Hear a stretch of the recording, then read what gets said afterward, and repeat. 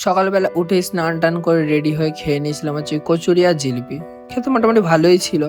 দেন তারপরে আমরা আবার অটো ধরে নিয়েছিলাম। দেন অটো ধরে চলে গেছিলাম হচ্ছে আমাদের নতুন ঘোরার জায়গা ত্রিকুট পাহাড়ে। তো একটা জায়গায় যেতে মিনিমাম তো বলেই দিয়েছিল ১ থেকে ১.৫ ঘন্টা লাগবেই। দেন আমরা জঙ্গলের রাস্তা ধরে যাচ্ছিলাম। দেন ওই যে ওই পাহাড়টার উপরেই আমরা উঠবো। তো তোমরা দেখতেই পাচ্ছ পাহাড়টা কতটা দূরে। তো যাই হোক আমরা ১ ঘন্টা ১.৫ ঘন্টা ওরকম বসেই ছিলাম। তো ফাইনালি আমরা পাহাড়টার অনেকটা কাছেই চলে এসেছি। আর এই পাহাড়টাকে দেখে পুরো গণেশ ঠাকুরের মুখের মতো লাগছে, তাই না? তারপর আমরা আমাদের লোকেশনে পৌঁছে যাই। দেন উপরে উঠে গিয়ে শুনি যে ভিডিও আর ছবি অ্যালাউ নেই। তাও আমি লুকিয়ে কালী ঠাকুরের ভিডিও একটু করে নিয়েছিলাম। দেন ওপর থেকে নিচে নামার টাইমে দেখি মেঘগুলো কি সুন্দর পাহাড়টাকে ছুঁচ্ছে দেখো। দেন এখান থেকে আমরা বেরিয়েও পড়ি। দেন সবার খিদে পাচ্ছিল বলে চলে গেছিলাম হচ্ছে একটা রেস্টুরেন্টে।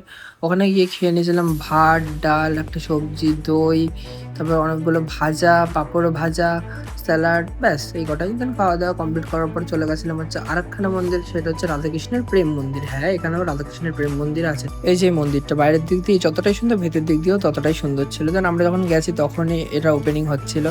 তো ওই যে আমাদের রাধাকৃষ্ণ ঠাকুর কি সুন্দর লাগছে, তাই না? দেন সেকেন্ড ফ্লোরে ছিল হচ্ছে মা দুর্গা ঠাকুর।